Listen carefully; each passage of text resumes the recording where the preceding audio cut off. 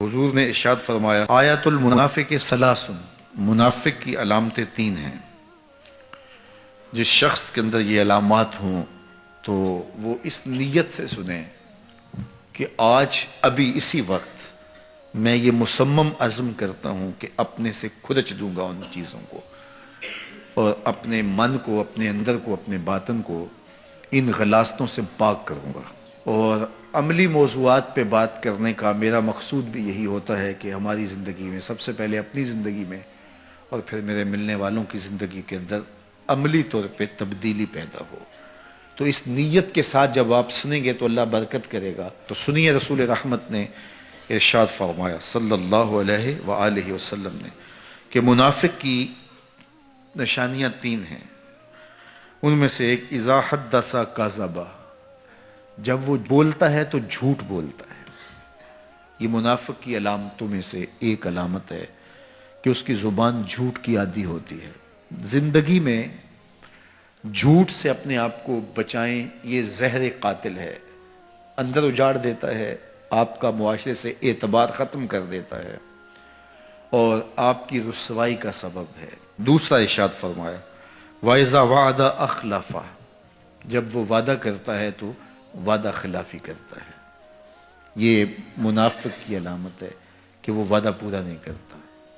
میرے حضور کسی سے وعدہ کرتے ہیں کہ تیرے آنے تک یہاں کھڑا ہوں، اور وہ جا کے بھول جاتا ہے۔ میرے حضور 3 دن کھڑے رہتے ہیں، 3 دن کے بعد اچانک وہاں سے گزرا، دیکھا تو حضور کھڑے ہیں۔ بڑی شرمندگی ہوئی، ڈرتا ہوا آگے بڑھا، صرف اتنا کہا یار تو نے مشقت میں ڈال دیا۔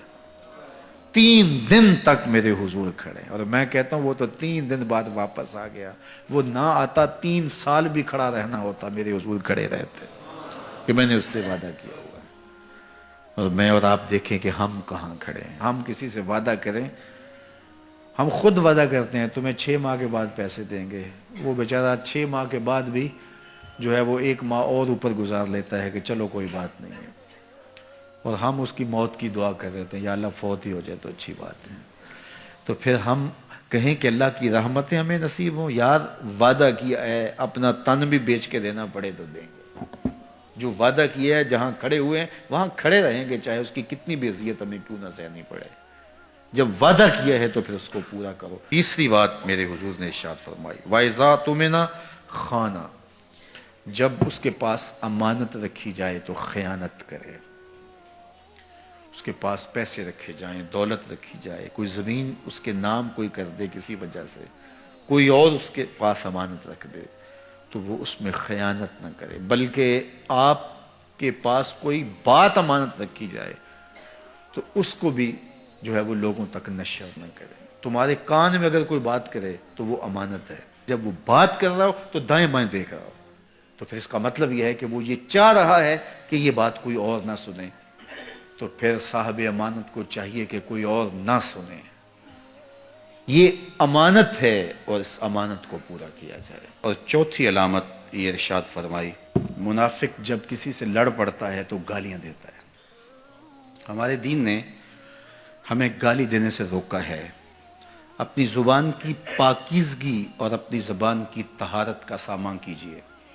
آپ کسی بھی حالت میں ہوں، آپ کے اوپر کوئی کتنی بھی زیادتی کر رہا ہو، آپ کو کوئی تھپڑ بھی مار رہا ہو، تو آپ اس کا مقابلہ ضرور کریں، لیکن آپ کی زبان گندی نہیں ہونی چاہیے۔ یہ غصے کے وقت ہی تو انسان کا پتہ چلتا ہے۔ ظفر سے آدمی نہ جانیے، چاہے جتنا بھی ہو صاحب فہم و ذکا، جسے عیش میں یاد خدا نہ رہی، جسے تیش میں خوف خدا نہ رہا۔ عیش کی زندگی ہو یا تیش کی زندگی، خوشی کا مرحلہ ہو یا مرحلہ غم ہو، آپ دیکھو نارمل زندگی کے اندر تو آپ معتدل ہوں گے ہی ہوں گے، لیکن جب آپ کا بیلنس خراب ہوتا ہے خوشیوں کے وفور کی وجہ سے، اس وقت پتہ چلے گا۔ یہ ہے انسان کا امتحان، یہ ہے انسان کی آزمائش۔ منافق کی علامت بتائی گئی وَإِذَا خَاصَمَ فَجَرَ، جب وہ کسی سے لڑائی کرتا ہے تو پھر گالیاں بکنا شروع کر دیتا ہے۔ یہ منافقوں کی علامات میں سے ایک علامت ہے، جب وہ لڑتا ہے تو گالیاں بکتا ہے، جھوٹ بولتا ہے، امانت میں خیانت کرتا ہے، اور عہد کرے تو اس کی پاسبانی نہیں کرتا۔ اللہ ہمیں عہد کی پاسبانی کی توفیق دے۔